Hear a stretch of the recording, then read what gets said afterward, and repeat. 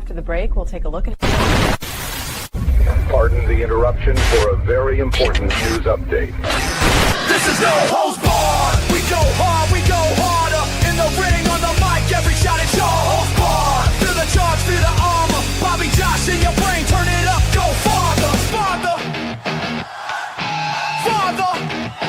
Theme hits loud, then the grips come off. Call out the card, call every payoff. Botches, legends, titles, and heat. Pay-per-view nights, run it back, repeat. They slam, we analyze. Move for move, every feud, every bruise, every demon move. This is no holds barred. We go hard, we go harder. In the ring, on the mic, every shot is your holds barred. Feel the charge, feel the armor. Bobby Josh in your brain, turn it up, go farther. Turn it up, go farther. Turn it up, go farther.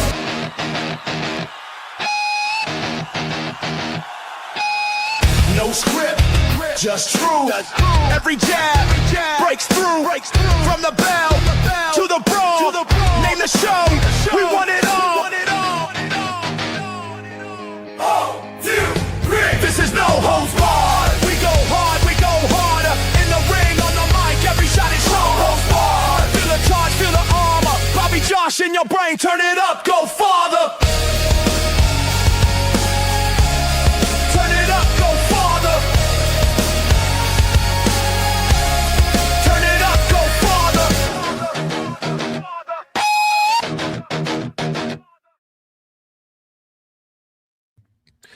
All right. Hello, everybody, and welcome to a Tuesday night edition of the No Holds Barred Wrestling Podcast.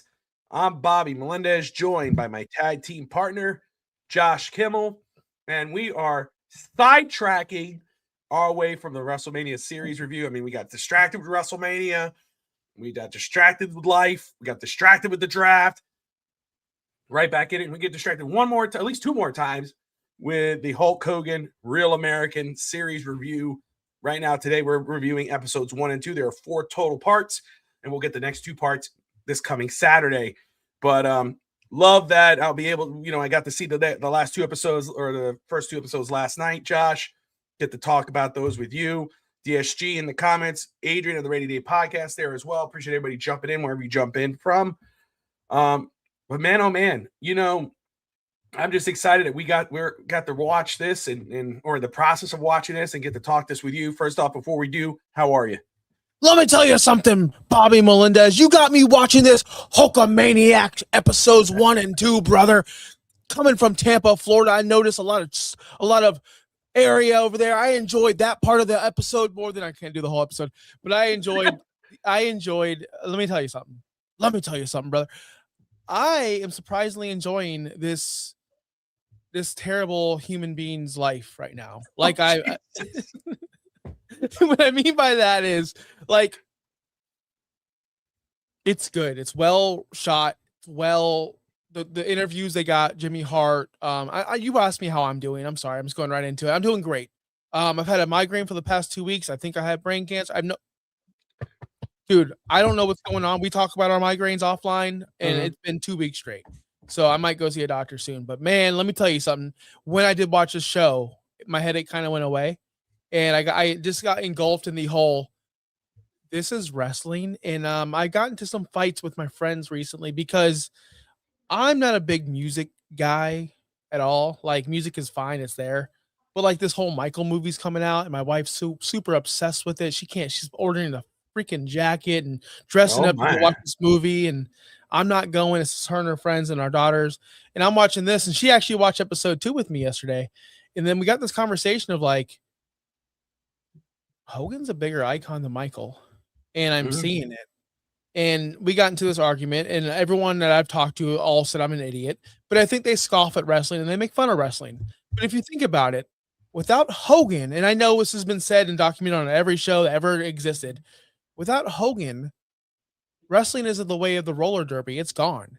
Music was there before Michael and after, and it will thrive without him ever existing. That's a different conversation for a different day. But you just realize watching this show, transitioning back to the show, Hogan was such a big deal, man. And like, if you just don't know, you just don't know. but he was a massive deal. And this did a good job of portraying that. So I'll say that. I love that you said that. We're going to get into episode 1 and 2, but just overlay of what you were talking about. Not, you not a Hulk Hogan fan, me growing up a Hulk Hogan fan, all that. So it's two different eyes, two different pairs of eyes watching this. So to hear you say that's really cool because I obviously know how big Hogan was, and I will always say Hogan is the greatest of all time for what he did for the business. But this kind of really, at least the first 2 episodes for sure, really hit the nail on the head. The first thing I thought of as the episode 1 started, you start with the funeral, which was like, tough to see. And, but you start with the funeral, but then you just see him. And this is his last interview. And you see him get up. He has the stick and slow moving. He still has the bandana, and the first thing I thought of was rock star. It just kept hitting me. Rock star. Like he is the well, again, you got Ric Flair, you got Jake the Snake, you got Jimmy Hart, and you got I'm thinking of Jesse the Body. Like those guys are still around, but like Hogan is really a symbolic of the end of that era. Like wrestling now, it's like they're the characters on screen, and then once they're home, they're no longer those characters. Once their careers are over, Undertaker now, even though he was that great character and wrestling was characters, but Undertaker's now Mark Calloway. He's not, he doesn't wear the same stuff. Hogan was always that character, and he was the last of that living generation. Like it's the same thing. Like if you look at Gene Simmons right now, Simmons, when he goes on stage, he puts on the makeup, he wears the thing, he dresses up, Alice Cooper, Ozzy Osbourne. That's what Hogan was. That's what that generation was. And that's why Hogan still carried that persona. He was always, even though he was Terry Bollea, he was still to the fans. And even when he was walking around, Hulk Hogan, so when I watched him and I see like how deteriorated his body was, like slowly and everything, it's like, that's what he put his body through. I mean, and he still carried. So it's like, he was the last of that generation of rock star, and of course you see what him and Linda did during the high times, they were, cocaine and all. It was like, they were living that rock star life, so just that era of wrestling is truly now gone, and he was the last. And, the more and more I think about, we all joke, it's true though, the stories he tells, you don't know what's fact and fiction. Yes. Was Andre 700 pounds or 600 pounds? Did he not really know Andre was going to do business? A part of it, you could be like, okay, that's pure BS. Or is that him trying to keep kayfabe alive? And, that's just him like trying to keep that one part of it. What's BS and what's just living up, because, he comes from that era. So that was really cool to see. And really like kind of like a flash of a hint to me, because, I don't really need to see this to know that what his impact was, but it still was very cool to see. For episode 1, what I really did enjoy first off was the home videos. Yes. Like early on, Yes. Shout out to Linda Hogan. And I'll say that, like when Hogan died, we know how ugly that divorce was. That was, you don't have to be a Hogan fan to know that was an ugly divorce and it was all over the news and whatever. But when Hogan died and Linda came out with that tweet or a social media post like, oh, he's the love of my life, blah, blah, blah, blah. And you're kind of like, yeah, all right, she's just trying to jump on the bandwagon and whatever, but then you watch this. And then you find out that they were on speaking terms and he wanted her involved to get her side of the story. And you hear her talking and she's kind of like revisiting the past of how they started. I was telling my wife last night, who's not a Hogan fan, and but I was like, I get it now. I understand what happened there. I'll tell you, at least these first 2 parts, especially with the home videos, Linda Hogan might be the MVP of these first 2 episodes, because she documented the early Terry Bollea of like, and it's watching him train when he was like, he was still big, he was still huge. But I mean, you watch his training videos when he's doing these actual wrestling moves and he looks, there's no definition. He's still in shape, but that was really cool to see. What did you think about that? Yeah, the home videos were the biggest takeaway of this whole first 2 episodes. Just we all know the story of him getting his leg broken, or the territories, or wanting to work in Minnesota, or Rocky 3. Senior says, if you go film that movie, don't ever come back, you're fired. Like, we know these stories. That was not exciting to me. It was the home videos. It was seeing him on a boat or him in his house with his kids. I think this is episode 2 when Brooke was born. I know we're in episode 1, but when episode 2 when Brooke was born, and you see all these pictures of him with his Brooke and having all this fun and him just being a dad, and you finally, maybe I'm disconnected, but you hear like Natty or whoever, just any celebrity's kid go, yeah, that's his dad. Like you see that with them. Like Brooke, when she was crying because dad had to go to work. Yeah, that was tough. Dad, that was tough. You know, like you don't really get it until you see it. I'll tell you this though, and maybe this is my Hogan hate, and this will be real. Like if you're just tuning in for the first time, Finns Talk Sports Network, No Holds Barred. Let me tell you, I'm not a Hogan fan. I thought Linda was so unlikable in these episodes, man. I just see like she just wanted money. And that's just what I see, dude. And I'm sorry. I don't know the person. I don't know her. I don't know the situation. I don't know her either. I got a different view. She just came off. Yeah, she just came off of like, oh, I saw him in the bar. And then we fucked. Sorry. But like, oh, he came out naked and we just had sex. Like, so you're not. But she said, have you ever a giant? Yeah, so like that right there, damn, that moment right there turned me off of her instantly. Like she's just to me. Well, that's the way she came off. I feel you there. I get what you're saying. What I would say, the reason why it came out to me or like stuck out to me was because when they were going to that ugly thing, I mean, she was, he was, of course, doing his thing, and she was throwing him under the bus and speaking all the crazy shit and doing all this crazy stuff. So to see her or hear her talk good things about him, that's what got me. Now, Linda comes from money. That's what you said. And Linda was beautiful, but you look at the picture, she was stunning. She was a beautiful blonde. Now she is crazy, right? I mean, all types of purposes what happened recently and everything else. But to me, that was the turnaround. Again, but I did appreciate those stories to see, like, and to realize, like, how they met. And Hogan, even though he wasn't at the top at that time, he was getting to that point. And I can't wait to talk about Minnesota and how, this whole illusion that, it was Vince McMahon that, with Hulkamania skyrocketed, but Hulkamania started with Hogan in Minnesota with Vern Gagne and them. So that was really cool. Even though I kind of knew about that, that was cool to kind of see and get that part of the story. But what I liked about the Linda portion of it, and even going into episode 2, was to see the family side, to see how they started with nothing, how they got into something, and how she was involved in everything. She was, in on the plane rides with the kids. And then when the kids were born, that's when she stayed home. So that was an interesting part to see. One thing I really like too as well, and I want to get into different things, but I just want to throw out what we like and what we dislike, was that Jesse the Body Ventura was involved. That was great because even Bret Hart, we know Bret, Bret's going to say something. I just know what's coming. I just know Bret Hart. It's coming, right? He's going to say something. I sent you my favorite quote. I sent you my favorite quote of the entire documentary so far. Did you really? Did I? No, I don't think I saw it. It was from Bret. It was literally from Bret. It's episode 1 where they wrestled or something like that. He's like, I knew more. Back then, I knew more about wrestling than Hulk Hogan knew his whole freaking career. Yeah. That was great. They're like Bret Hart. There he is. No, but what I love is that even what I appreciate was, even though we know the disdain that Hart had for Hogan, for him, when he's talking about Hogan, how Hogan had the look. Hogan, it was amazing. He was 10 out of 10 out of promo. Like, that was cool to see and to hear. Mm-hmm. Jesse the Body Ventura, who, was really disdained for Hogan, to come out and talk about how Hogan was getting bigger and bigger at the time. And you saw how their feud was, and you see them in the ring. Was acting like a 30-minute, which change.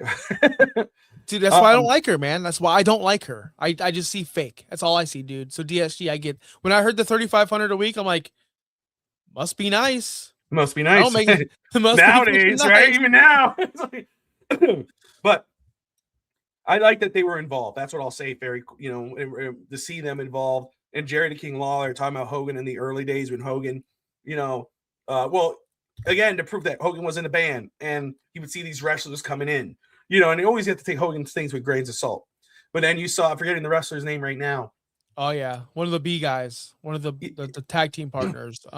He came in and he was like, the first time I saw Hogan, he was this huge guy on stage in a band, and and they kind of were grooming him, and he was big into Dusty Rhodes. Which is funny how everything comes right back to Dusty Rhodes. Yep. That tells you how much influence, even to this day, Dusty Rhodes has on professional wrestling. And to then, that Dusty Rhodes was before Hogan, and his influence is, at least on the wrestling world, in wrestling, bigger for younger wrestlers. They always talk about Dusty Rhodes, and Hogan says, my influence was Dusty Rhodes. And of course, superstar Billy Graham. What I like too is Jerry Lawler. When they talked about, Hogan wanted to go to they talk about Memphis wrestling, and he wanted Jerry Lawler to be his manager. And Jimmy Hart's like, well, are you gonna be his manager? Like, no, he's not good, And then it shows Jerry Lawler and goes, he wasn't very good, And I was like, to me, I find that really cool that they actually done stuff like that. What did you think about all that? Yeah, I like seeing just overall the old timers, the people that are in there. I was surprised by Jesse Ventura. By the way, Jimmy Hart's house shouldn't be that big. It just shouldn't. Like, why is he so rich still? But good for him for saving his money. Good for him, dude. I did not expect that either. Yeah, I think I know where that house is, by the way. It's cool because like it's all in the Tampa area. So like I've noticed a lot of these things. Really weird seeing, I guess episode 2 we'll talk about it. And I feel bad for my wife. This is not a political show at all, but she can't. Every time I go downstairs, she's talking to her mom about her just staying for the president. Just is my life. I hate it. Sure. I don't have an opinion either way. But it's ironically the episode that she decides to watch with me. Here he comes. Oh yeah. Here he comes. I was watching for mine too. I was like, oh god. I'm like, okay, it's like, yep. And then I care either way. But yeah, I love the part where they're like, hey, can you do the finger point? He's like, no, I'm giving you too much like that. I wish you would have done it, Donnie. Come on, bro. Like that would have been a good clip. Don't you want to vote? You want one vote from that Tampa house? It's like, just do the finger wave, bro. What else did I like about the peoples? Jake the Snake. Like I love how they all admitted at the end, like eventually you would hope that Hogan was on the card. Yes. Hogan was on the card because you're making money. Jesse the Ventura said, Jesse the Body. They all said, you either wanted to be in the match with Hogan or you wanted to be on the same card as Hogan. So it's Ben Mala's house. I don't know who Ben Mala is. I don't know who Ben Mala is either, but good for Jimmy Hart to have a friend like Ben Mala then. But I'll say, who's Ben Mala? I'll find that out. The one thing I noticed too, again, you talk about the Rocky thing where, well, first off, was that before? No. Well, before he went to WWF, whatever it was back then, with Vince McMahon Sr., seeing him wrestle in a mask, going through different gimmicks and everything. Obviously his dad wasn't into it. I thought that was really cool seeing those early pictures of Hogan in a mask. And then Minnesota wrestling as a heel, and really kind of how he, and Linda talks about that, how he was, she would get, he would get scary because he'd start doing these things in the mirror trying to come up with a promo and everything. Really interesting to see. And then Vince McMahon Sr. saying he want to bring you over, and he became a heel there. He was really big there. And then obviously getting noticed by Sylvester Stallone, and basically early on betting on himself, saying, you know what, I'm going to take this job. I'm going to go to Hollywood. I'll do this movie. Gets fired from WWF, does Rocky, does great, goes to Minnesota as a heel, goes against Jesse the Body Ventura, which is very cool because we just talked about how we never really got to see Ventura wrestle. But now you get to see him, and one of the greatest talkers. Still, he's an awesome voice to listen to. Always. But this was the first time that I've seen in that era that the fans hijacked the booking. Hogan was booked as the heel. The Body was booked as the babyface. But the fans wanted to cheer Hogan, like WrestleMania 18. They wanted to cheer Hogan. And then you're watching in real time, which I love it. The way they shot it and everything. You're watching him. He's hulking up without even hulking up. He starts to go like this, and Body's working with him. And you're seeing the psychiatry of the match, the storytelling. And then, I love the shot when he comes off the rope and Hogan catches him. And then they got the picture. And you see and eventually now Hogan's the babyface. And the fans are going crazy. And he has Real American. And Hulkamania is there, and you go to realize like Hogan was Hogan, or Hulkamania, even though it was in the baby phases. was before McMahon. Like that started in Minnesota. That's the fans started that. Hogan already, like you could tell with his mind about merchandising and everything, starts making these shirts. And like to me, that was like really, really neat to see and really eye-opening to be like, we all know the magnitude and the intelligence of Vince McMahon and what his impact on the business was. But the only story was that, he got Hulk Hogan from Minnesota, which we knew. Hogan was bigger there, but he got and then he made Hulkamania with Hogan, made WrestleMania off Hulkamania, and they ran wild. But it was really Hulkamania before WrestleMania, and he built that on Hogan's back. So that was really cool to see in real time in that match with Jesse the Body and Hogan. And I think you and I talked about this in one of our WrestleMania shows. I wish they would have done something in WWE with those two, because that chemistry was so good, especially, you think about it now. But what did you think of that, watching that when Hogan went to Minnesota after Rocky, and kind of how his character built up to what we know as the immortal Hulk Hogan? Yeah, the double turn was great to see. I didn't see that. I never seen that. Never seen footage of that. Never heard of that. So it was pretty cool to see. And that's one of my arguments about the whole Michael Jackson Hulk Hogan thing, is one was made from a machine, one was self-made. Oh, well, Vince did it. That's what I was told. No. As LA Knight would say, nah. He made it himself. It was Hulk Hogan. It was not. Yeah, Vince was a big part of it. Don't get me wrong. But Hogan was doing it before Vince, and that's the reason why Vince. Hey, you got to call Vince. I ain't calling him. He fired me. No. Vince Jr. wants to talk to you. Like, that's when everything changed. But yeah, they were still just making, that wasn't WrestleMania. WrestleMania is what really changed everything, but we can see where it was going. So without Vince, I guess you wouldn't have the WrestleMania. Without Hogan, you wouldn't have it. So it did need two. I'm just talking in circles now, but I want to address something in the chat. I looked up who this Ben Maller guy is, or whatever his name is. I noticed his house on Bayshore. I live very close to Bayshore. I've seen that house many times. So I thought it was Jimmy Hart's house. Not glad to know it wasn't Jimmy Hart's house, but cool, I guess. And yes, a ton of wrestlers out here in Tampa. I just didn't know who TSG. How do you know who Ben Maller guy is? I'm very confused by that. But back to Hogan and this whole thing, what we just watched, or the first two episodes. What I'm really taking away from the majority of this is when you hear Hogan speak and you hear Linda speak, I was going, do their stories match up? Or was it edited for them to match up? Because Hogan, he tells stories, he tells tall, and they're not talking to each other or with each other. They're not in the same room. Real estate guy in real life. Got it. Understood, DSG. He's probably the top dog in your world, and I get it, man. That is a beautiful house. I would love to go live in a house like that one. I wouldn't be able to know how to do it. How do you live in a house? Like, I was watching it, I was like, how do you even live? Just to be annoyed, because you have to have maids. I don't know what they're called these days in the PC world, but people that clean your house. I wouldn't want that in my life all day. Like, I just want to be by myself. But anyway, besides the fact, Hogan, I want to get to kind of, because episode 1 was good. It really was. I'm not discounting it all, but episode 2 really was the much better show so far. The most better 100%. Episode so far. 100%. Because didn't they get into the Sheik and how they jump? I miss wrestling when wrestlers had the ability to not go into the business for themselves, but to read the crowd and to make a decision.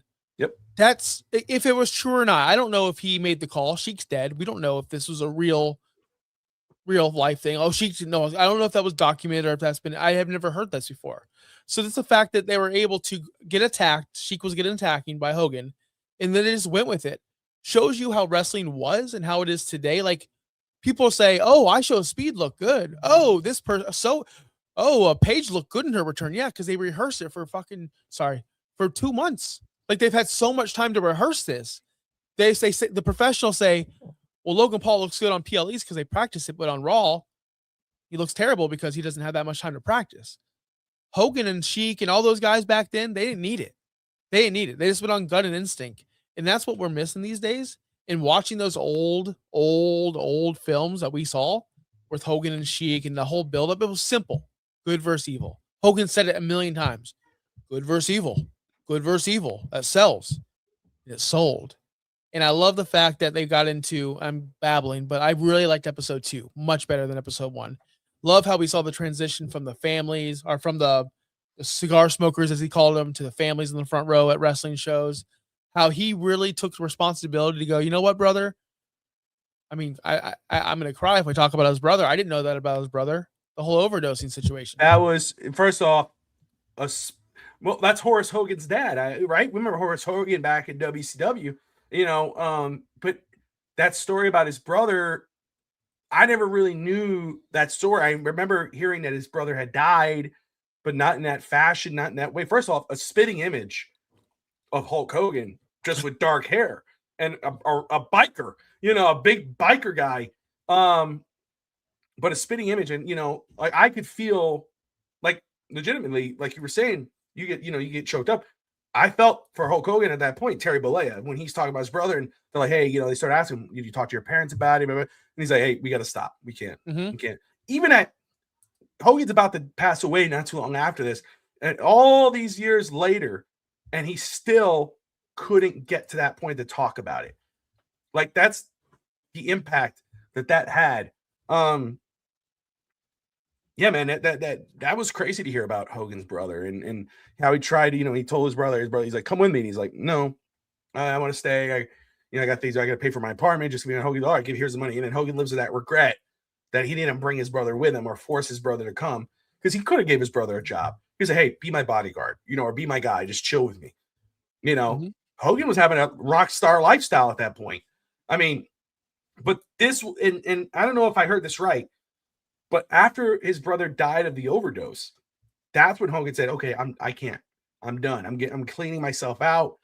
He stopped with everything he was doing, because he was partying at that point. He's doing cocaine, having a party life with Linda, with all the wrestlers. And we saw some film of that. You can see Jake Roberts chilling in the apartment. Again, awesome footage to see, just because it's, the guys that you watched, to see in this different light. But, that changed him. And that's when he's like, I'm going to take this role seriously. Because at that point, he was already in Hulkamania. WrestleMania 1 was a success. WrestleMania 2 was bigger, and then WrestleMania 3 being what it was. So, what you talked about before with Jake Roberts, calling Hogan the Golden Goose. Them talking about, hey, they finally admitted out loud that either you wanted to be in the match with Hogan. Everybody looked in the call sheet. You could hate Hogan all you want, but you versus Hogan, like, I'm good. We're good. Or at least let me be on the card. Oh, I'm at match 1. Okay, cool. So that was really neat to see. But I'm sorry, you were talking about his brother.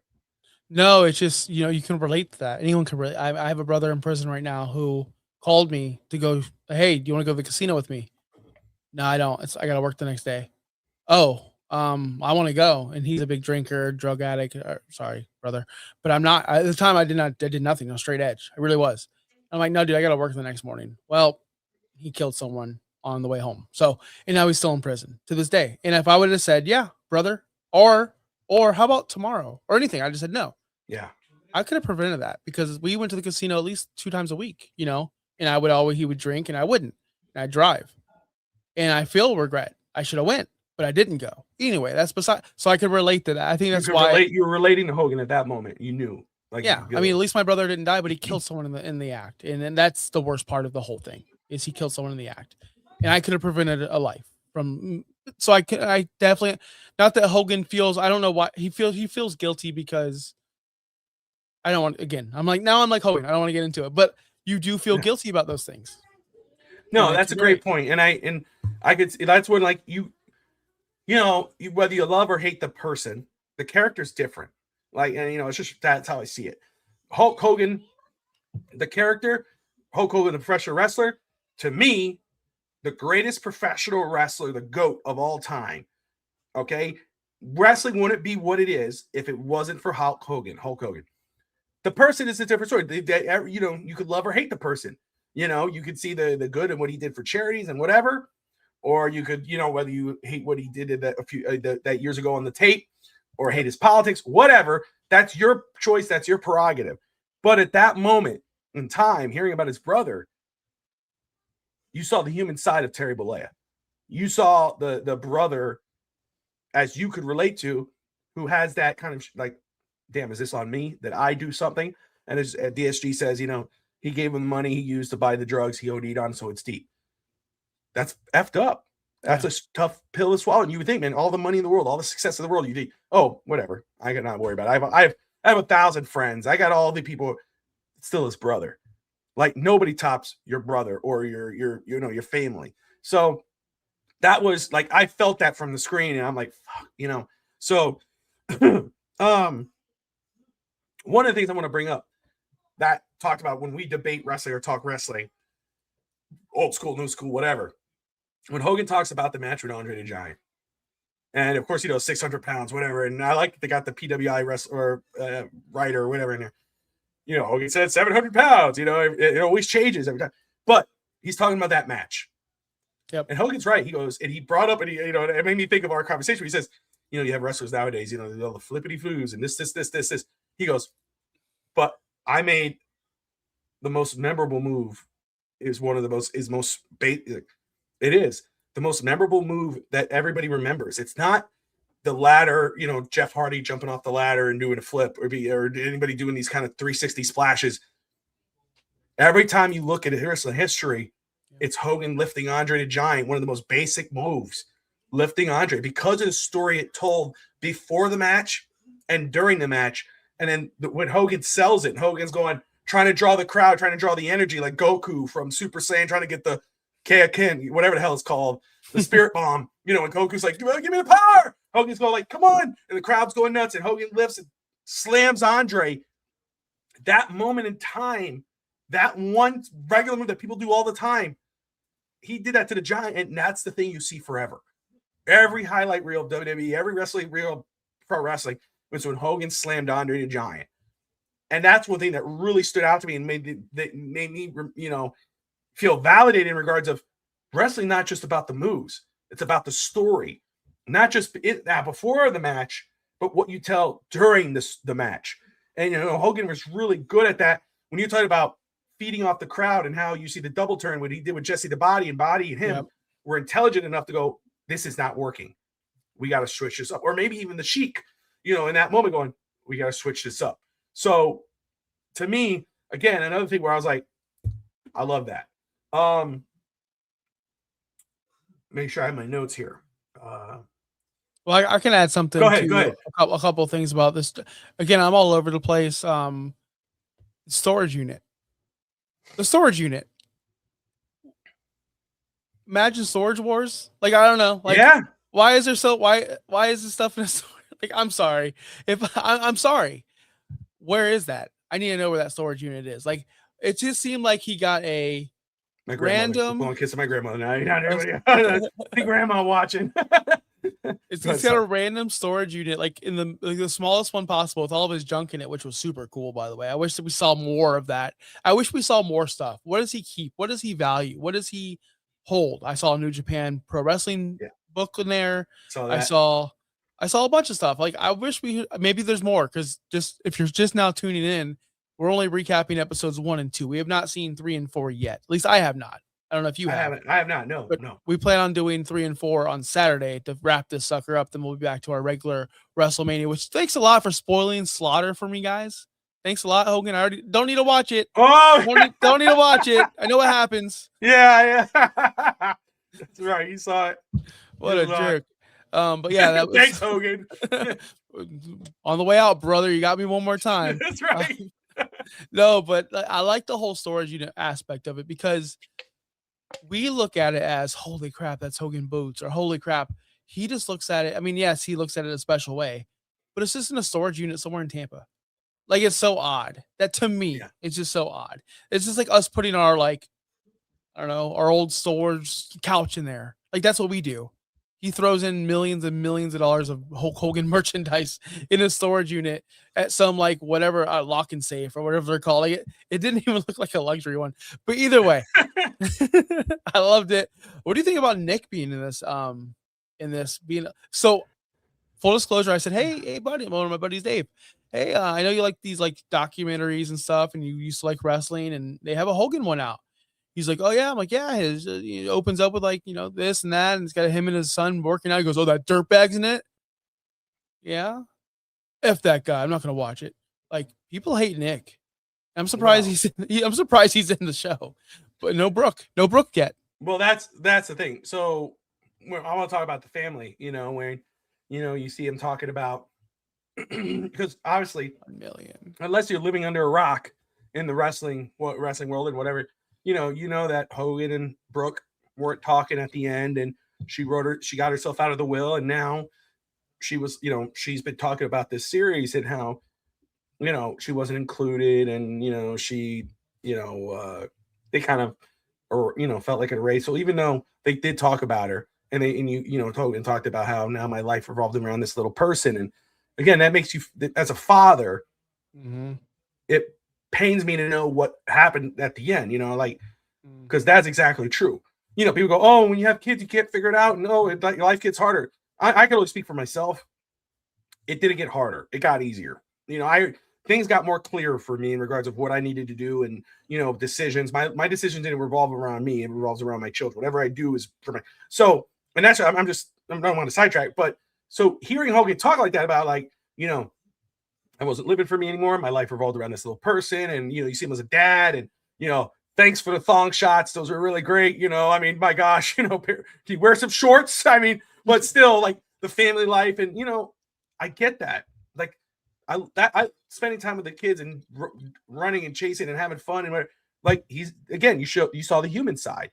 What's messed up is what happens towards the end, and you don't see Brooke in this thing. She's not in this documentary. You see Nick Hogan. Now, Hogan says, the one who stuck with me through and through. That was a flag for me, because like, come on, dude, your daughter's gonna watch this. Like, and now he doesn't know he's gonna die, but it's like she watches this thing and she hears that, oh, the one who stuck with me through and through. And here comes Nick Hogan. Of course, Nick Hogan is doing his best to keep his father's legacy and everything, and going to these things, and doing these interviews, and he worked out with his dad. And I love that he was able to have, that he's close with his father. That's good. It's not a bad thing. Oh, he took care of his son during the accident, which the accident was horrible. That young man that got in that accident years ago with Nick Hogan, that's terrible. But that is his father. His father's going to stand by his side. I get it. I can't shame Hogan for standing by his son. So now Nick, I don't know what Nick is behind closed doors, but I understand as a son doing what he's doing now. I just wish that the Hogan children were on the right side. Yeah, I agree. And to address, like, I hear a lot, people are criticizing the documentary not having too much information or leaving things out. The way I said it best, and this might be acceptable or not acceptable to some people. That's fine. How could you put 40 years of someone's life in 4 45-minute episodes? It's impossible, especially a guy like him who went through so much and had so much going on and had so much this and that. We're 2 episodes in. We haven't even touched NWO. And NWO is probably just as big as Hulkamania. 100%. And we haven't even touched that yet. So it's going to be impossible to get every single little bit of piece of information in. How do you get these roles as Mr. Nair or whatever these movies are? Like, we didn't get into that. They showed bits and pieces. Like, you can't get into it all. Did they get into the Real American Freestyle? By the way, they just had a show here in Tampa like 2-3 weeks ago. The freestyling, that's still going on. Didn't know that was a thing still. But they're not going to get into all that stuff. They're going to get into the meat and potatoes. Like, when you order a pizza, meat lovers, you're just going to get the basics, right? You're not going to go all, I need this and that. Stick with the basics. That's what they did here. It's for the casual. You know who this is for, honestly? My wife, your wife. Like, we didn't learn, like, I think DSG said it earlier, like, you didn't learn much. I didn't learn much.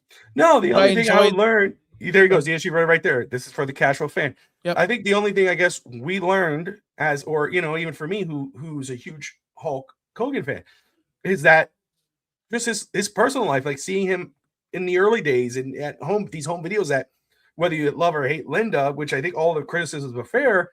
Like, again, Linda to me was the MVP, just because of she shot these home videos.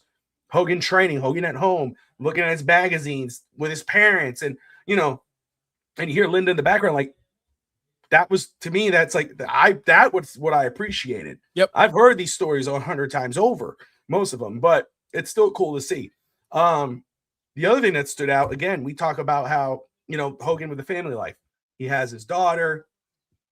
Great thing. It broke my heart seeing the daughter crying for her dad, as he's leaving. I remember that when I was younger, when my mom and my father had separated, my dad would drop us off and then would leave. And then, I'd chase him down the road. So I could feel that. I get that situation. So I understood that. And then of course, Nick Hogan's born and, you find out, because she wasn't taking her pill. And, Hogan's like, oh, well, cool. What's the story behind that? Yeah, we know, brother. And yeah, not sorry. But Nick Hogan's born, and Hogan starts to realize, like, damn, I'm not home enough, So he goes to McMahon and he tells McMahon, like, hey, can I make this kind of like a part-time gig, And McMahon, he says famously, McMahon opens his book, and I kind of visualize this. And you got to think about that, Look, think about it back then, not now, but think about, okay, Jake the Snake versus King Kong Bundy or whatever. Yeah. Dragons, the Ricky the Dragon Steamboat versus Coco Beware, $1 Million Man versus Honky Tonk Man, whatever. Like, what's the main event? Okay. Main event, Greg the Hammer Valentine versus Hacksaw Jim Duggan. Oh, no. Oh. I'm just saying, that's probably the wrong main event. Probably got to throw another guys, couple guys. At that time, it would be Tito Santana versus like Honky Tonk Man. Like it'd be, you're right, because we're in that. It's funny because we're in that era of WrestleMania. Like, so would you go pay money? You just think about if it was today's pricing, $100 is section 300. Would you pay money for that card if Hogan's not on it? Think about that era. Hogan was the show. That's why Hogan said, when McMahon said, well, how the hell am I supposed to book Phoenix or book New York or do this? And Hogan's kind of like, and I was like, we need to find another star. And of course that goes to the Warrior. And oh man. By the way, can I say something about this Warrior thing? Like, sure, we know he failed. Sure, we know it wasn't good. But I remember just a couple episodes ago where I said, man, and Cody said it best. Cody Rhodes said it best. Like, what did I say, Bobby? Ultimate Warrior won that belt, but Hogan made it about him. And that's what I was pissed about, remember? And Cody said it himself. He did bring up that point. He did bring up that point, yeah. But that's what Cody said. But Cody said, think about this. Even when you lose, nobody's looking at the winner. Everyone's watching the loser leave. That's how important Hogan was. Yeah. That's the thing. That's what he said. And I thought about you when he said it. But again, it's true, though. But what else was true, too, in that match? When Hogan said, 5 minutes in the match, and you saw Warrior's lips move when Hogan had the sleever. You're like, take us, we got to go. Let's go home. Let's go home. Hogan's like, the fuck? We're not going home. And who said, I don't know if it was Jake the Snake, but he was like, all of them.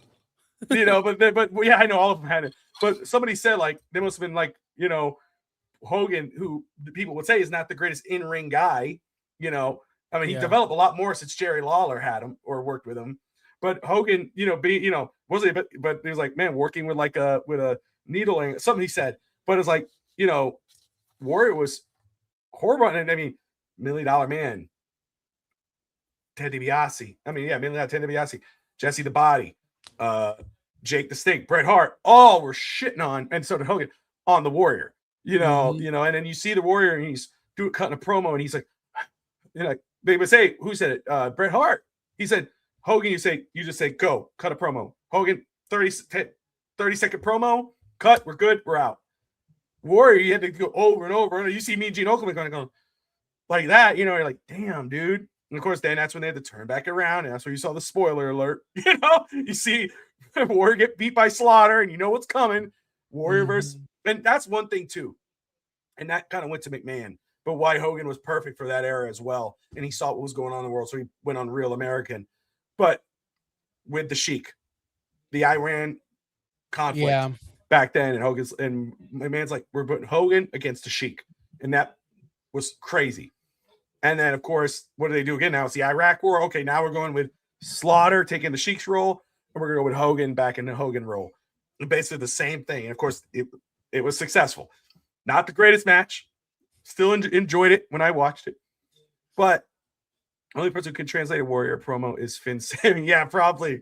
And shout out to Finn Sammy and the Finn's TV crew. They'll be on live in about 14 minutes for Finn's TV, their draft review. So go check them out. Yeah, nobody knew what the hell the Warriors are. He's like always coughing up a loogie. I'll just say one of the most memorable characters, though. Got to give the Warrior that. One of the most memorable characters. And that's what I took from this, Josh, was that wrestling now is just a bunch of guys and girls who are really good at what they do. And if they could command the audience, kind of like Roman Reigns or Rhea Ripley, you know, and they could always control and keep it. CM Punk, great on the mic, you know, great. But there's nobody really right now. John Cena just retired. He'd probably be the only one who is like a rock star like person, like one that's like who's gonna, you know, carry that on for a lifetime. Once they're done, they're done. You know, that's what that wrestling era was like. Because Jake the Snake, what does he still do? He's still bringing out the snake, and people still go crazy for him. You know, Ric Flair still dresses up in his thing. You know, but if you go and look, let's look at Taker. He doesn't dress up.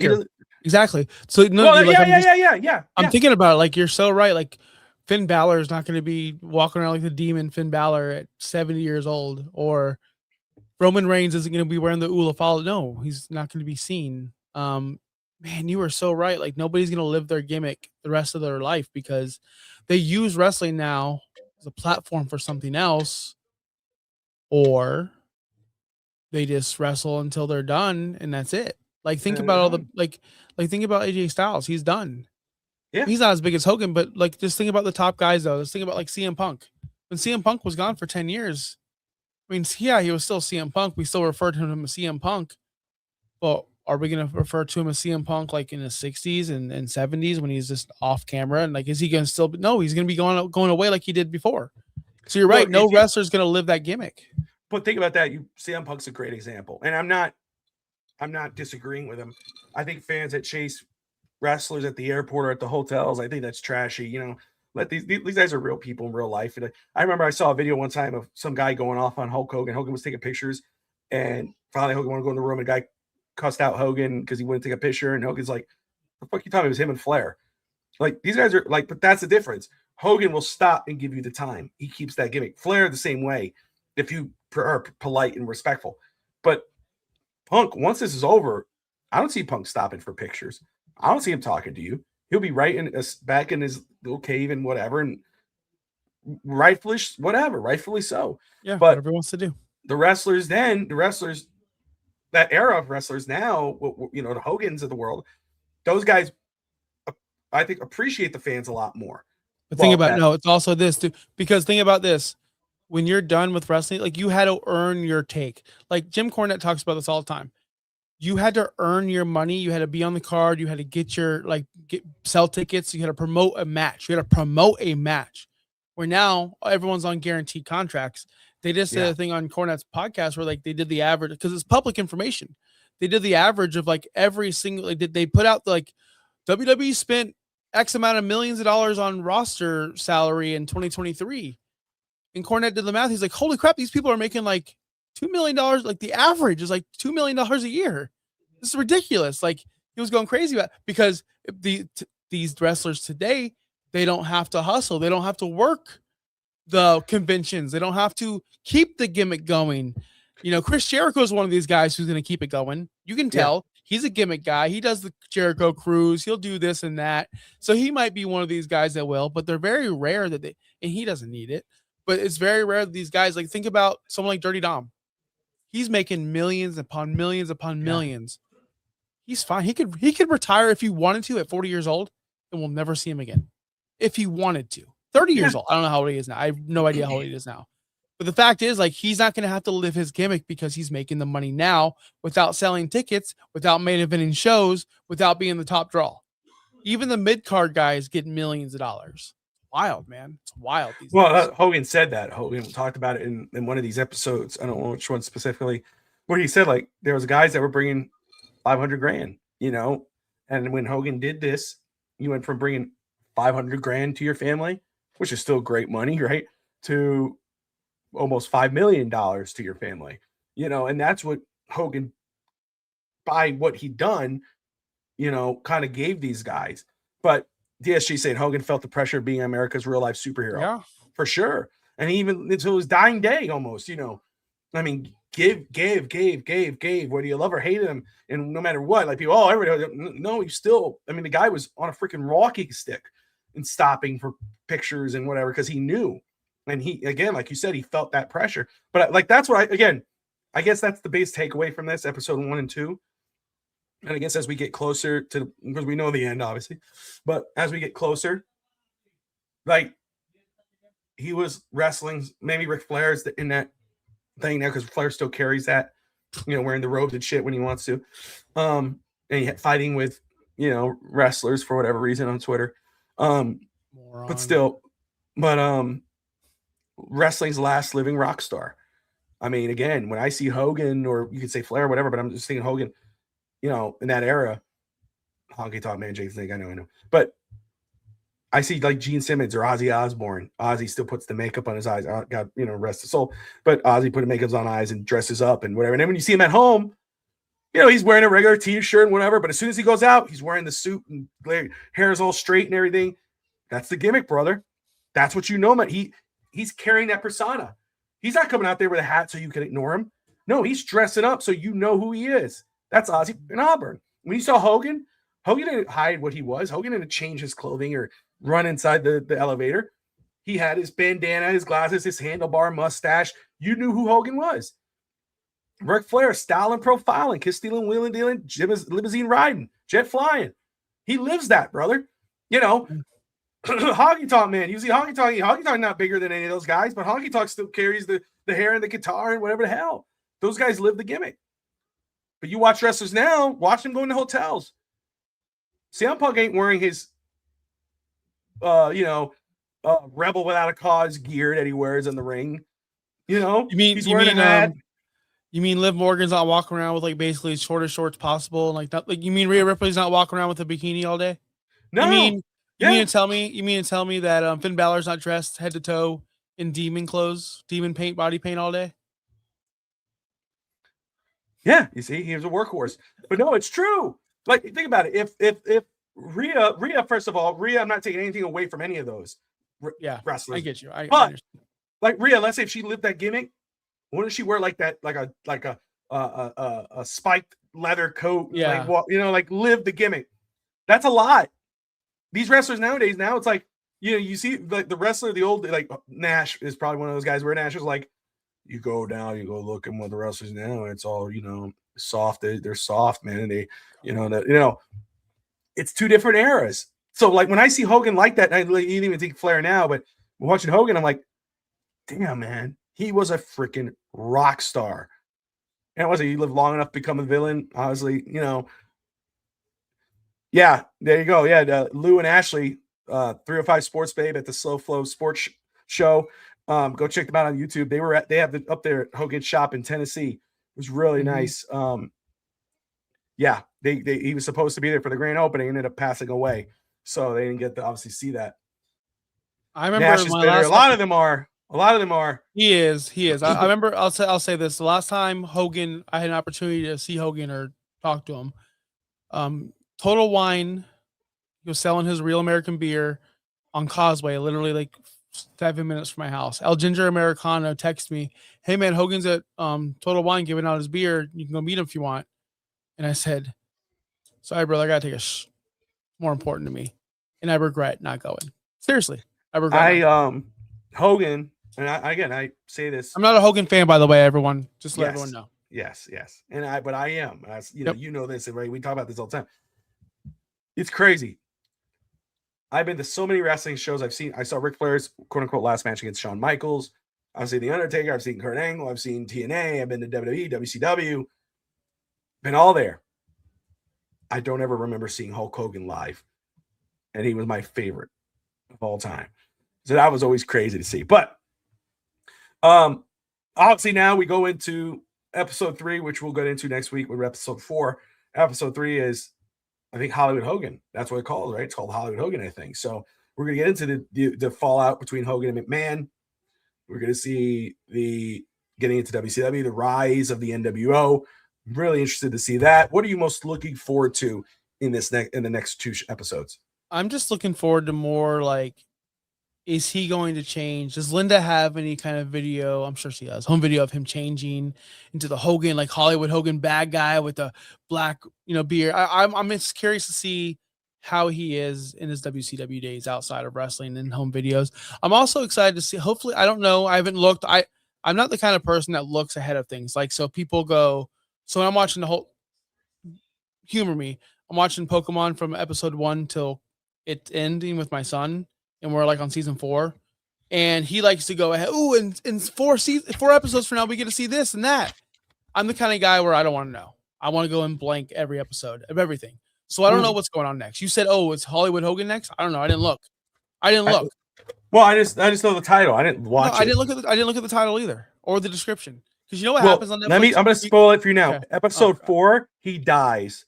Just letting you know. Oh, okay. Sorry. I'm so sorry. Hope I didn't. Well, what I mean is, I want to see. I'm getting into this. That is awesome, man. That is cool. That is cool. That is cool. I do want to say this. I'm interested to see if they add more talking heads. I want to see who else is. Are we going to see Eric Bischoff? Are we going to see? And I don't know. You might know. You might have looked at the cast already. I did not. So I'm looking forward to see who's going to be entering the WCW talking points. Are we going to see Goldberg? Are we going to see Bischoff? Are we going to see some guys that we wouldn't even think about seeing? Are we going to see Billy Kidman? I don't know. Because he worked with Billy Kidman.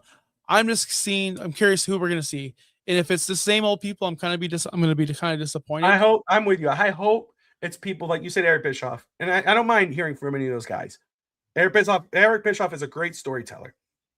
We see Bruce Pritchard, right? He popped in here a couple times, so we know he's. I wish we didn't.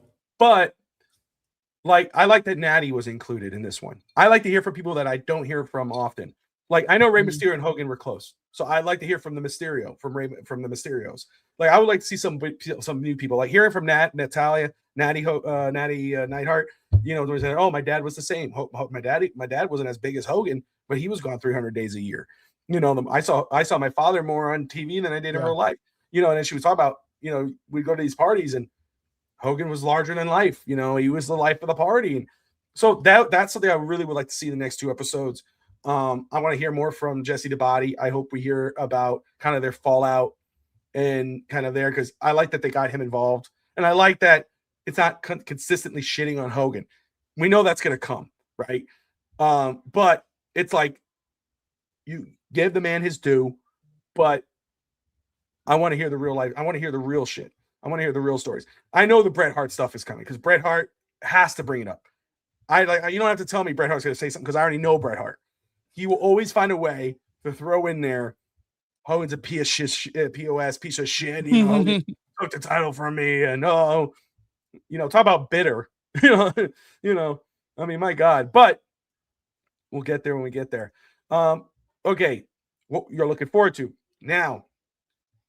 We kind of talked about it, but we'll hash it and then we'll close this out. These 2 episodes, what did you take away from it? What did you take away from these last 2 episodes? Yeah, just good filmmaking, good storytelling. I like the people. I'm surprised with Jesse in there and a couple other people. Fluff, but I will say this, and that's fine. It's a fluff piece for casual fans. It's for people like my wife. It's for people like your wife. People like everyone's like people that don't know wrestling or don't know the impact of Hulkamania. I think they'll get the most out of this. People like us, people like in the chat who are watching live. If you're watching live right now, most of you all have all seen all 4 episodes, but Bobby spent 58 straight hours covering the Miami Dolphins draft, and I have just been waiting on him. And I'm a kind of guy where if I watch an episode now, I'll kind of forget it, so I need to watch it fresh. So that's why I'm waiting till like Friday to watch the last 2 episodes. But that's my last takeaway is fluff piece so far. Fluff piece, like there's no negativity. It's all like ego Hogan, which that's fine, man. His kids are watching, his family's watching, that's fine. And yeah, it's so good, man. Like it's good. I recommend this to anybody. I think anybody ages, 14 up would enjoy this. Even younger, probably. They shouldn't watch it though. They shouldn't watch it.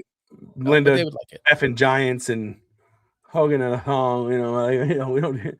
But no, and what I took away is again the rock star thing. Lots of the living rock stars in wrestling, professional wrestling, and I already know what my opinion of Hogan is in regards of his stature in professional wrestling, being the greatest professional wrestler in regards of everything. But I think this you kind of see that impact and where he was in Minnesota and how he went to like I felt validated. So it kind of like it was like, oh, and you say fluff piece, which I think is fair. But I think I get it too because Jesse the Body's talking about what he experienced with Hogan before he hated Hogan. Like this is what he was. This is what everybody wanted to be on the card with him. Everybody wanted to work with him. Bret Hart, the same thing. Hogan was 10 out of 10. Just give him a promo and he'll do it. He was great on a promo. But it was like, okay, so let's talk about WrestleMania 9 or whatever the hell it was. And Hogan's a piece of shit. Hogan's an asshole. But I wanted to do we all know, I wanted to do a union and Hogan told on me. He snitched. It's all coming. But I understood that. But what stood to me was like seeing it was the rock star. And then the end of the rock star. And then how big he was actually to the profession. And I'm with you. Never gonna die. No, Hulkamania truly will never die. And again, I'll say what I'm looking forward to. Like I said, I want to like you. Obviously, I want to see the stories, but I want to see from other guys. I want to hear from other wrestlers. Whether you like them or dislike them, I want to hear from other guys just to see. So, but off you go. It's been a fun episode. Tuesday nights, I don't do night shows at all, so this is rare for them. I'm usually in bed, but you guys think I'm joking, brother. I'm usually in bed right now, scrolling through my Pokemon Go account, deleting the Pokemon I caught throughout the day. That's what I do around 8 o'clock. I have a routine. But I had a great time with you, Bobby. And if you had a great time with me, tomorrow, live, baby, at 12 p.m. Eastern, me and Justin, we'll be talking fantasy football. We're back. We're doing last week we're on Thursday, but that's because of Justin. But we're back every Wednesday at noon. We'll have a great topic. We'll probably talk about these rookies and where they landed, fantasy football impact. The Miami Dolphins, I don't think they drafted. I don't know. I didn't care what they did. To be honest, Bobby, worst draft in the history of the world. Like, as in, I don't care. Don't care. But we'll talk about the guys Love and Tate and all these other mildly bench warmers in the near future. So, Bobby, where can we find you, buddy? Oh, right here on FTSN, and every other show. I'll be back on live. Well, for Dolphins Thursday night with Finn Sammy. We're going to be rating the Miami Dolphins draft. Well, I think we may have a guest, may not, don't matter. We'll talk about the draft, grading it, and I'll tell you, I'm actually very happy with the draft because they got my Chris Bell. I'm excited about Chris Bell, and Kyle Lewis and Jacob Rodriguez, bench warmers. But either way, Josh Wingate, coach, and myself have already begun work on 2027. I started already building out my board in that Wade City, and so already started filling out some grades there as I'm watching and doing notes. Because man, we had a blast covering this draft and love the way everything turned out with the draft. Of course, afterwards you kind of go like, damn it, we could have done this, we could have done that. So we're already working on what we could do better, plus all of this. So, if you love wrestling, if you love, this show, for instance, or even hate what we're talking about, still subscribe and tell us how much we piss you off. We don't care, but fantasy football, Dolphins, Heat, Marlins, baseball, all of the above. Like and subscribe to the Fitz Talk Sports Network. We have a lot of great content here. So, no, I'm not. No, not yet. I'm not going to lie. So I don't know anyone the Dolphins took because I just literally did not care this weekend about football at all. Sorry. I know it's a football channel. I know they drafted some guy named Proctor, but my biggest takeaway of the draft, just want to say, why? Simpson. Alabama quarterbacks don't last. Sorry, for fantasy football purposes. Oh, I get it. You go right ahead. You know what? And you know what? I like where Jordan is. That his name, Jordan Love? Who's this? Jeremiah Love? Running back Love. Kid. Love the spot. We dodged. I was Neo out there dodging bullets. Don't go to New York. Don't go to Tennessee. He went to Arizona. Perfect spot. I know that's what fantasy football analysis for the day, but that's a teaser. It's what they call a teaser, brother. We just give you a little bit. and then come watch tomorrow. So my name's Josh Campbell. That's Bobby Melendez. This has been the Hulk Hogan Real American Series Part 1 and 2. We'll come back Saturday at 5 p.m. Eastern to wrap up episodes 3 and 4. Then after that, we're back to WrestleMania recaps because that's what I miss it, Bobby. I miss the old time wrestling. So we'll be back to WrestleMania 7, I think. So we'll see you then, Bobby. I'm gonna hit the in stream button this time so I don't forget. But everyone watching, Lou, DSG, Maria, of course, as always, Bobby's grandma, everyone in the chat. If I missed you, Fernando, everybody, Adrian, thank you so much, and I'll see you guys Saturday. Peace out, guys.